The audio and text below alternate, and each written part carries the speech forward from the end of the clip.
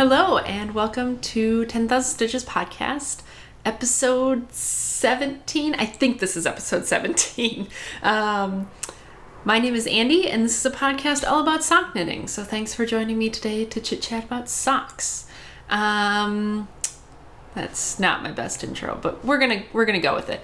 Let's see. If you wanted to find me on the interwebs, you can find me on Instagram, Twitter, and Ravelry as Purlbug, Purlbug. I have a blog at thepurlbug.com, and then we have a Ravelry group for this podcast, the 10,000 Stitches podcast group. And depending on where you're watching will determine where things are linked. So if you are watching this on YouTube, down in the description box, there will be a link to the blog post for this specific episode, and there will also be a link to the Ravelry group in the description box. Then, if you're watching this either on the blog or on the thread for this episode in the Ravelry group, there will be everything that I mentioned linked underneath the video. So any relevant patterns or shops or other podcasts, whatever, all that will be linked under the video there.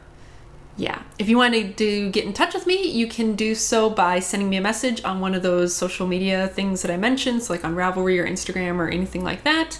You can, of course, comment on the YouTube videos, on the blog post, in the Ravelry thread, if it's more of like a public sort of a thing. Let's see there. If you wanted to get in touch with me like privately, there is a contact button on my blog, up in the top little bar. And in there you can fill out a form that just sends a message straight to my email. I have a hair that's tickling my neck. That sends a message straight to my email, and then I can just email you back. Or there is my P.O. Box address if you wanted to send me a piece of snail mail, because I enjoy getting mail, and I will write back. Also, I keep forgetting to mention this. I think I keep forgetting to mention this, but a couple weeks ago now, I started a thread in the Ravelry group that's just kind of like a general chit-chat thread, because, we get the chit-chat threads for the knit-alongs and stuff, and there's like the questions and comments thread, but I figured, you know what, why not just have like a general ongoing kind of chit-chat thread? So feel free to stop in there. There's not like a ton of activity in there right now that I can really see, but whatever, doesn't hurt to have it there. So, and I will keep that like stickied? Yeah, so that it will be up kind of at the top of the link so it doesn't get lost anywhere. But yeah, let's see, the kind of theme or the outline for today is going to be the same as usual. We'll talk about finished objects, works in progress, what's coming up next. We'll talk about the knit along. I will recap the results from the question of the week from last week, and then I'll talk about the question of the week this week.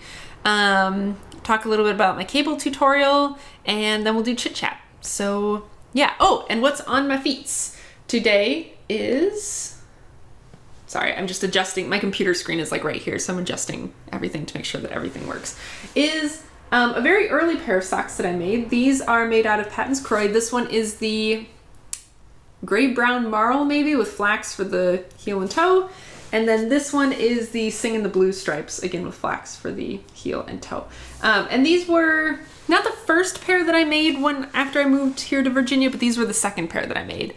And I really like them. They just kind of have like this interesting texture pattern on them. I like them. Afterthought heel. Yeah, I wear them a lot still. So that's always kind of nice. Like, I look at some of my earlier socks and I'm like, oh man.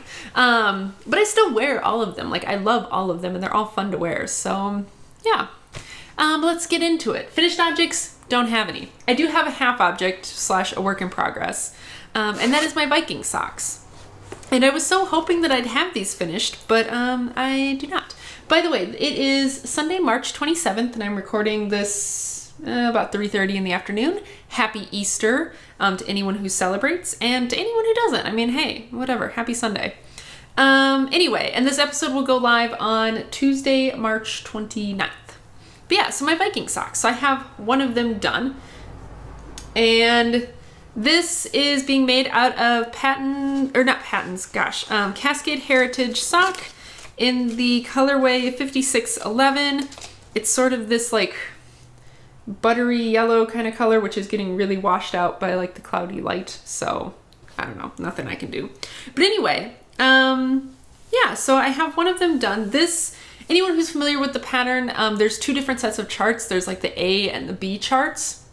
And all it does is it has to do with like the direction that the cables twist so that you get mirrored images on your socks. This one, the finished one, is using the A charts, and then I'm working on the one using the B charts. So I did take some creative liberties. So let's see.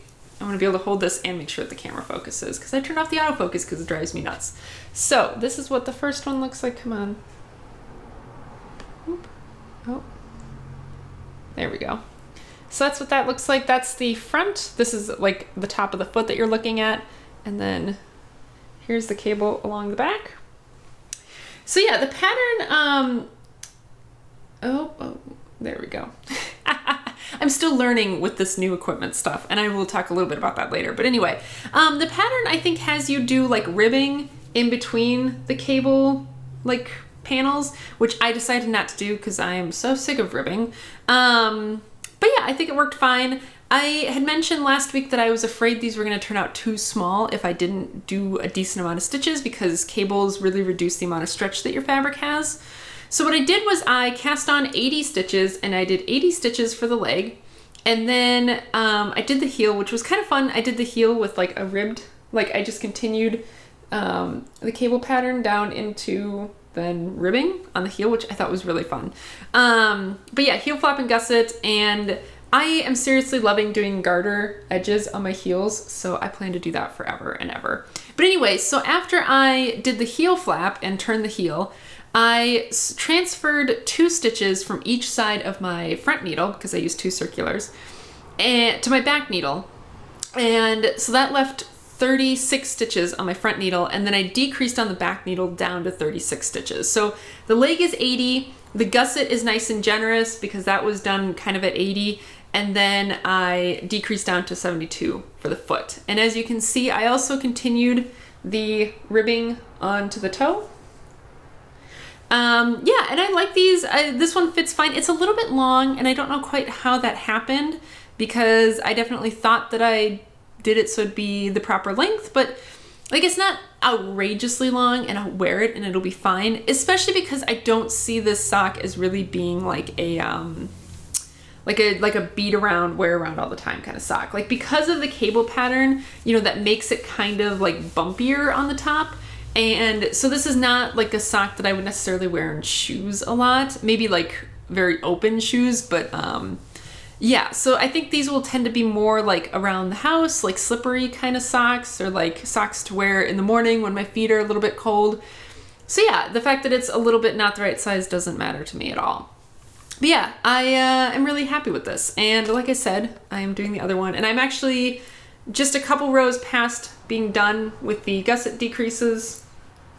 So yeah, like I said, this one is using the other set of charts, which just means that the cables cross in the other directions. And I made a boo-boo, and I posted this on Instagram, but let's see if I can hold this up. I don't want to bang the needles on the mic, because that's really, really jarring. Anyway, come on. Yeah, I can't today. I can't. Okay, maybe that'll work better. So let's see if... So I don't know, again, it's getting a little bit washed out by the light from the window, but I did one of my cable crosses in the wrong direction. So this one, the center cross, is going in the wrong direction. So it's supposed to be like this one, where it's going like that, and it's going in the wrong direction. But I learned that it is really hard to like rip back when you're doing cables. So I was like, I don't even care. I'm just not, I don't even care. Cause it's really not noticeable unless you're looking for it. But yeah, it's like, I got overconfident and I screwed up. But, yeah, I've had a couple of times where I've had to, like, I've done a cable twist in the wrong place, and that is so hard to go back and correct. And anytime I don't have to, I'm just not gonna. It's like, nope, if it's just an aesthetic thing, I don't even care. But yeah, so I have the foot left on this. I think I said this, I was hoping to have this done today, but then life has kind of gotten in the way, as I'll talk about later in the chit chat. But yeah, it just hasn't gotten done. But I'm thinking I'll probably make significant progress on it tonight. And I don't think I'll finish it tonight, but I think I'll probably have it done tomorrow. It'll for sure be done by the time this episode goes up. So there's that. Yeah, so that's my work in progress. And then coming up next is my Snozzberries socks, which So that's a paid pattern, and someone very generously gifted me that pattern this past week. So thank you. You know who you are. I've already sent you a thank you note, but thank you again. That was very, very nice of you. And I'm super duper excited to start those. And yeah, so this is the yarn that I will be using. This is from Kim Dye's Yarn. And I've shown this a couple times, but this is a Corriedale and nylon. I think it's a 75/25. Yeah, 75/25. The tag fell off. So it's a 75/25 blend, and it's all these very pretty purples and a little bit of like kind of a grayish purple. And yeah, I'm super excited because I think this will work really well with that pattern, because I was inspired to knit that pattern when I saw it on Vicky from Baronville. Her Instagram, she was making the Snosberry socks with like a very kind of like speckled variegated yarn. So that's kind of what made me think that this would work really well. So I'm super excited to do this. Yay. And then after that is going to be the brainless socks. And I talked a little bit about this, you know, kind of subbing that pattern in for another one after I got this yarn last week from a swap. And so yeah, this yarn is from Fleece Artist, and this one is in 80/20. I think it's an 80/20 superwash BFL nylon. And so yeah, again, just all kinds of pretty colors that I think will work really well with the brainless pattern, because it seems like it will really play well to the strengths of a variegated yarn versus like really fighting with kind of, you know, the colors and stuff. So yeah, I'm super excited. I'm really enjoying these cable patterns because I feel like they just fly off the needles. Like I feel like cable patterns are very popcorny, and it's very much like, you know, oh, like with the socks on a plain socks, it was like, you know, that's a 6-row, I think it's a 6-row repeat. It's like, well, I just want to finish this repeat, or I just want to do one more repeat or something, you know. And especially with these Viking socks too, because you're doing the cabling every other row, you know, it's like, well, you know, I don't want to finish on a row where I just cabled, so I'll do the knit row next, you know, and stuff like that. And like, you just do the next one. And so I'm actually surprised that the Viking socks I haven't finished, because they feel like they're going really fast. But I mean, at the same time, like, it is a lot of work, you know, so like you knit slower, but you feel like you're going faster, at least for me. So I'm really enjoying them. I'm really liking it. A lot more than like ribbed socks, because the ribbed sock patterns just felt like they took forever, and they did, you know, it was just like, ugh. So I'm really enjoying this, and that's really fun. And I'm super duper looking forward to these next 2 pairs of socks, just because the yarn is so exciting. You know, I like the Cascade Heritage, but I've mentioned it before, like it's really thin, and it's because of that I have to use more stitches, and that makes the socks take longer. And I'm just super excited to do something that's not like a plain color. I'm super excited to, you know, get some nice bright colors in and do that whole thing. So yeah, yay, super duper looking forward to those ones. And let's talk a little bit about the knit along. So when I checked right before I started recording, we had 16 finished objects, which is super awesome. I'm super excited about that. I kind of predicted that we would be seeing a lot coming in, you know, kind of around this time. So I kind of have been noticing that, and I definitely think that more will be rolling in, and there's still, well, I guess by the time you guys see this, there's about a month left. So definitely plenty of time to get in on it, to make a pair of, you know, zigzagulars or a pair of socks on a plain, something like that. Even if you've never done cabled socks before, if you can knit a vanilla sock, you can knit a basic cabled sock, and I would love for people to join in, especially because I feel like these patterns can really lend themselves to, you know, self-striping yarns, variegated yarns, stuff like that. Maybe better than some of those like ribbed patterns, or maybe some of the upcoming lace patterns could. So yeah, I'm super excited about that. And I just realized that I really need to think about like getting a prize, you know, for this section of the knit along. So I will probably do that. I think I get paid again this week, so I will probably do that this week. Once I get paid, I will order another skein of yarn as a prize. So yeah. But I'm super excited. We're halfway through the second knit along. We're almost all the way through March. Like by the time I post this, this will be the last episode of March, which is ridiculous. So yeah, crazy. And I think this pair of Viking socks will be my 12th pair that I will complete, which is just mind-blowing. Like, I'm super excited that like I've been able to really kind of stick with this challenge and keep, you know, producing socks at the rate that I want to. And I'm super excited to see other people doing it too. Like, you know, I'm really excited to see other people having done multiple pairs of socks, because like that's just super exciting. You know, whether you are normally one of those people who can churn out a pair a week or a pair however many days, whether that's you already or like that's something new that you're doing, I think that's super exciting, and it's super fun to see other people, you know, pushing themselves and stretching themselves with knitting socks. Yeah. So yeah, let's talk a little bit about question of the week. So last week, I put out a call for people to do a little survey that I had posted on the blog post. And basically, I was curious about what your favorite type of heel is to do on a sock, how you construct your socks, whether top down or toe up, and what kind of needle configuration you use. Because I had a hypothesis and I wanted to gather some data. So this was my hypothesis. My hypothesis was that people who tend to favor short row heels, be that, you know, a Fish Lips Kiss heel, a traditional wrap and turn short row heel, a sweet tomato heel, something else, I don't know, those are the three I can think of right away, is that people who would favor those types of heels are probably also people who are using, you know, like a magic loop method or a very small circular needle. You know, sort of, it's, because I think of like the, you know, heel flap and gusset as like a traditional style of heel. And then in terms of like traditional styles of needles, I would think double points, you know. So I would think that people who are untraditional maybe in their needle configuration choice would also be more untraditional in their choice of heel. Also, because I find it a lot easier to do something like a Fish Lips Kiss heel with, you know, if I'm magic looping. Versus if I'm using two circulars, then it's no problem to do a heel flap and gusset.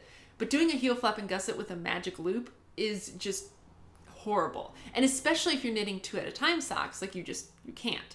So anyway, that's what I was curious about. And here is what I got in terms of data. First of all, just a breakdown of like toe up versus top down. So I had 38 people answer. So bear in mind, this is a very small sample size, but we'll just take the data for what it is. And you know, and we'll talk about correlations, not necessarily causation here.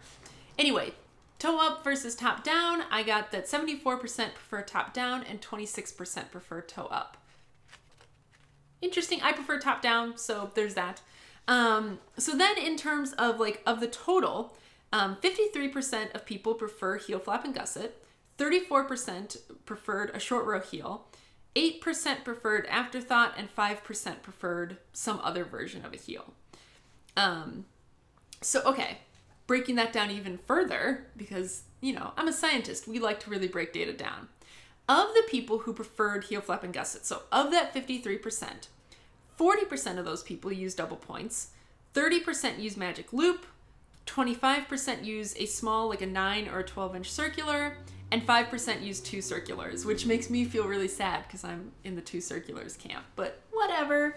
So I found that very interesting that, you know, only 30% of people who do heel flap and gusset prefer to use magic loop, which to me kind of a little bit confirms what I was thinking, in that, you know, it is definitely not the preferred method, and it's not easy. Like, personally, I find that to be really difficult to do, pick up all those gusset stitches when you're doing magic loop. Like, it's just really much more finicky, I find, when I'm doing it magic loop.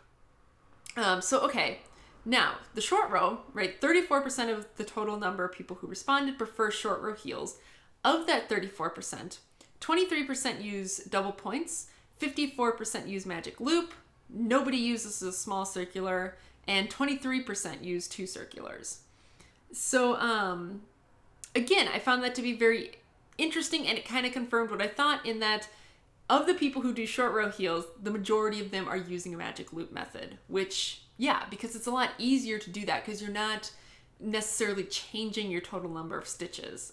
So things tend to be less unwieldy with magic loop and a short row heel. Afterthought heel, again, that was only 8% of the total, so the numbers are a little bit I think that was only like 3 people out of 38, so two-thirds, so 67% preferred double points, and then 33% preferred 2 circulars. And then for the other heels, it was 1 person who preferred a double point and 1 person who preferred magic loop. So, But yeah, it kind of confirmed what I was thinking, in that people who prefer to do short row heels are also people who are using Magic Loop, and vice versa, I guess. People who are not using Magic Loop don't necessarily prefer short row. I mean, with the short row heels, I had 54% that use Magic Loop, and then another 46% who use something else. So yeah, Magic Loop is a majority, but it's not like a huge majority. It's not like 90%. So I don't know. I thought that was interesting. I might keep this up. I will probably, leave the survey running because there's no harm to it. It just keeps sending them to a Google Drive doc. So I'll probably leave it up, and if people trickle in and they want to do it, then by all means, please do it, because I would really love at some point to get a lot of data and really be able to look at a lot of data, not just, a couple dozen data points. But yeah, take that for what you will. I find it very interesting. I will try and, I have this printed out in a little table here. Oh, it's dark. I'm losing my daylight. But I will try and put that in the blog post at the very least. I don't know if I'll be able to put it in the Ravelry group. Maybe if I save it as a picture I can. But I will for sure try and put it in the blog post so that you can go take a look at it in case all of those numbers got a little jumbled up, while I was saying them. So yeah, that was last week's question of the week. And this week's question of the week is, let's see, I have it written down. I was curious about what people do the first time they wear their socks. So, you finish a pair of socks, you get them cast off. What I do is I immediately put them on my feet. Or if I'm feeling like I have a lot of willpower, I wait until the next day and then I put them on my feet. I don't bother to wash my socks before I wear them. I certainly don't block them or anything. It's like, oh, you're done? Get on my feet. Am I alone here? Does everyone else, lovingly wash them and then block them and, all that? Or am I the norm? Is it that most people, as soon as they get done, they want them on their feet right away? I'm just very curious about that, because I have no patience, and I can accept that about myself. But I wonder what other people do. Do you immediately want to wear them, or do you put them away? Because I know, is it Kristen? I think it's Kristen of Volenvine. I watch her podcast, and she is doing her box of socks cal. And so she's been making socks and, putting them in this very pretty box and not wearing them. She finishes them and she puts them in the box, and then they stay in the box. And I'm like, but don't you want to wear them? Don't you want to have them on your feet? So maybe that's what got me thinking about it. It's like, are you instant gratification? You want them on your feet right away, or can you wait a little bit more? Are you more patient than I am? Okay, I don't have to. I'm kind of trying to keep track of how big this video clip is getting before I pause it and restart a new one, but I got time. So then I guess this will be the last of kind of the knitting stuff. So I promised last week that I would be filming a tutorial on how to do cables without a cable needle, and I finally got it filmed. I filmed it the first time on Wednesday or Thursday, and it just didn't come out very good. I wasn't really happy with it. I was trying to do it on scrap yarn with a different set of needles, and it just didn't work well. So I refilmed it on Friday, I think, and I actually filmed it using my Viking socks, kind of as an example. And I decided to try something new, and I did a voiceover instead of talking as I did it, because that way I could really, as I was doing it, I could really focus on what I was doing. And then when I was doing the voiceover, I could really focus on explaining what I was doing rather than trying to do both at once. So I just recorded the voiceover before I sat down and did this, and I have it exported. I will get the video uploading to YouTube this evening. So it will hopefully either go up tonight or tomorrow morning, which will be Monday. So it will be up before this video goes live. And I would love to hear what you guys think of it.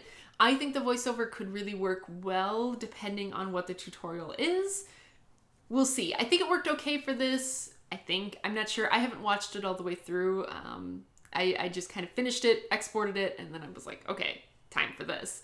So we'll see how much I like it after I've watched the whole thing. But the little bit that I did watch to kind of make sure that it seemed okay, I was pleased with it. So yeah, let me know what you think. Let me know if it's helpful. And hopefully that will help anyone who maybe is feeling intimidated by cables. to join in before this kind of section of the knit along ends, because I really would like people to try it. You know, if you've never done cabled socks before, I don't want you to be intimidated by them. I don't want them to scare anyone off. So hopefully that will help. We'll see. We'll see how good of an explainer I was or not. But yeah, that should be up by the time this video goes live. So like I said, that was it for the knitting kind of stuff. So if that's all you're here for, thank you very much for hanging out with me. And I hope to see you next week. Otherwise, if you want to hear about my week, let's press on.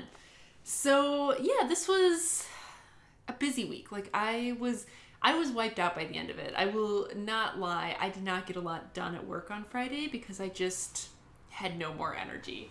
So most of the week was spent just editing lab manuals, which it seems to be like that's what I do all the time now. So I did a lot of that this week. I also had a little bit of surprise teaching that I had to do. And I think I've mentioned this before. Or I think I maybe have whined about it before, where, you know, if a TA can't make it in, typically what we try to do is we try to find, you know, another TA that can sub for them. But if it's really last minute and no one else can, it's kind of my job to like fill in for them.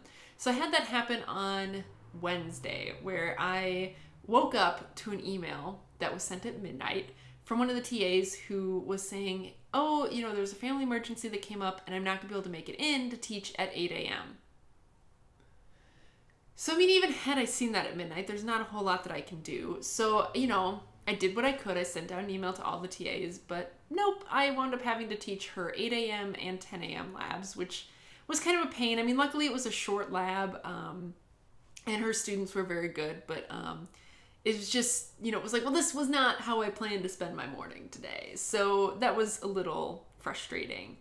And then what really made it worse, so that was on Wednesday. So I had to spend an extra 3 hours that I wasn't expecting to in the morning teaching. And then on Wednesday afternoons, I have my own lab that I am scheduled to teach, you know, so then there's another 2 hours worth of teaching. And then on Wednesday night, I was actually doing kind of like a guest lecture thing for the professor who teaches the lecture that goes with the lab that I teach. So I teach a lab for the 201 physics class, which is the first semester of the algebra-based physics, and then he teaches the lecture for it. And the reason he had me come in and do this little guest thing is because when I was doing my interview here, I had to give a teaching demonstration, and you know, the topic that they chose for me was torque, which if you haven't taken a physics class or if it's been a really long time, torque is basically what makes a wrench work. You know, you have a pivot point, which is like the bolt that you're trying to tighten or untighten. You know, so like you have your pivot point, and then, but of course, you know, if you try and like turn it just there, you're not going to do a very good job. So what you do is you get a lever arm between, you know, the pivot point and where you're going to apply the force. That's the body of the wrench. And then you apply a force at the end of that lever arm. So that's, you know, your hand pushing or pulling on that wrench. So like everyone really has this intuitive idea of what torque is, but then when you get math into it, people just can't, their like heads explode. But anyway, so that's what I did my teaching demonstration on when I had my interview, and he was really impressed with it and really liked it. And it's getting bright. And so he wanted me to come in and do it for his class, which was really fun because it's this huge lecture hall with like 250 students in it, much bigger than I've ever done before. But I showed up and I was kind of expecting to like have a chalkboard. No chalkboard. They have this computer that's set up to project on screens behind you, and you can like draw on the computer screen and it will project it. So I was like, okay, this is fine. It's a little awkward. It's a little frustrating because you're kind of tied to the computer, and also they had this like weird microphone set up where like if it was like on the desk where the computer was, so you kind of had to be near there to be able to actually be heard, which is frustrating because it's like the acoustics of that hall should be good enough that they should project my voice. But anyway, so I mean, it went well, except that you know, I was using that same explanation of like a wrench that I just explained to you guys, and I was drawing it, you know, as I was kind of explaining it to explain the different pieces that go into torque. And I am not a very good artist, and especially drawing on something weird like a computer screen where I'm not really used to being able to draw on it and it's at a weird angle and I can't rest my hand on it. It was very cartoony. And I want to keep this G-rated in case any of you guys have kids around while you're watching this. But let's just say that my wrench came out looking like something that would make a lecture hall full of college students start hooting and hollering and just having a really fun time. So yeah, that was a little bit, it was a little bit embarrassing, but I was like, nope, keep going. Don't look at the professor. Just laugh it off. Keep on keeping on. And other than that, it went fine. Like, it went pretty well. And it was really fun to, you know, have that opportunity and to be able to do something different, you know, than what I usually do. But yeah, that was, I was like, why? But anyway, so by the end of Wednesday, I was just like completely pooped because I had spent, you know, an extra 3 hours in the morning teaching, plus my 2 hours of teaching, plus another hour in the evening. So that was 6 hours worth of teaching for the day. And I was just like, oh, I'm just dead, you know, like it just sucks the energy out of you. So yeah, that was really fun. And then Thursday was just a normal day. And then Friday was really cool. Almost every Friday, we have a guest speaker come into the department, the physics department, and give a lecture on something, usually on their research. And a lot of the times, let's be honest, these are not the best speakers. And a lot of the time, I think it just comes from, you know, them not being accustomed to speaking to a room full of people. There's always like technology issues, which I think is like the worst thing. You know, you have these really brilliant people, these brilliant physicists who can't work PowerPoint. And it's just like, why didn't you practice this ahead of time? So there's that, and there's, you know, the room where they have it has like really goofy, like the heating system is like super loud. So, or the ventilation system, I guess, it's just like really loud. So like it creates a lot of this like background noise, and the people who are lecturing are typically not loud enough. You know, like I am very loud. I would have no problem talking in that room and projecting for the entire room. A lot of these guys, not so much. So that really kind of ruins it. But this one, this past Friday, was really good. I said all that to say that this one was super good. She had a really good presentation. She was really good at explaining her work. You know, she was loud enough to hear. So it was really cool. And it was about probing the structure of a neutron. And she works with people at Jefferson Lab. And Jefferson Lab is this collider here in the US that's actually in Newport News, Virginia. So it's not very far from Richmond. So it's really cool, you know, that she was able to come and tell us about what she was doing. And she was talking about that Jefferson Lab, I guess every 2 years does this like open house thing where they allow the public to come in and, you know, get a tour of the facility and stuff. And, she, you know, I was like, oh, that's so cool. And then she said, oh, and it's April 30th. And I was like, no, because, you know, that's the same day that I wanted to go to that fiber festival here in Virginia. So, you know, and how do I choose? How do I choose between physics and yarn? I don't know that I can because I love them both. But Wesley and I were chit-chatting about it, and we decided we'd probably actually be better taking our chances, like trying to arrange a visit some other time. Like, given that we are not the general public, you know, we're both physicists who kind of know about this stuff, we actually could probably get a private tour with someone, and it would probably be better than going for the public thing. So that's probably what we'll try and do, and I'm still going to go to the Fiber Festival. But yeah, it was a really good talk, and it was interesting because, you know, me coming from high energy physics when I was in grad school, it was sort of similar to what I did, but not on the same scale. But it was nice because so many of the people we have come in tend to cater more to like the research that the rest of the faculty here do. And we don't get a lot of high energy physicists, which means usually I'm completely left out. And so this was really cool because I am about as close to an expert as they have here. And I was like, heck yeah, I know what's going on. So that was really fun. But yeah, so that was yesterday, and then, or not yesterday, Friday. And then yesterday and today have been spent busy. I didn't have any tutoring today because it's Easter. So we've been furiously working on stuff around the apartment here. Yesterday we went to Target and picked up a couple of things, and we've been oogling this bookshelf at Target. But at the Target we go to, they never seem to actually have the one we want in stock. So we finally were like, why don't we look at another Target?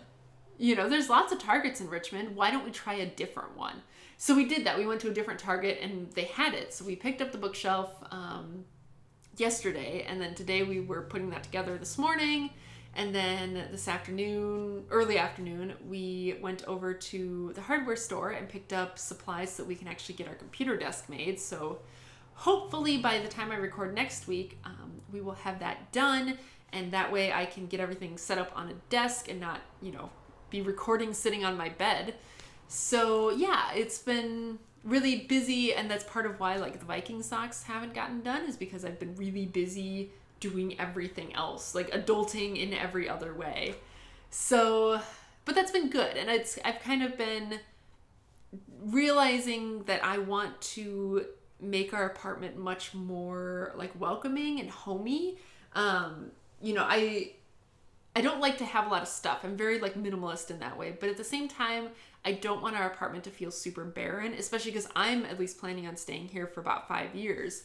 So, I really want it to be a place that I enjoy being. I don't want it to be a place that stresses me out. I want it to be a place that's very, and the phrase I keep coming back to is, I want it to be very hotel. And I say it that way because I just think of these like girls on YouTube who are like, that's so posh. It's like, that's so hotel.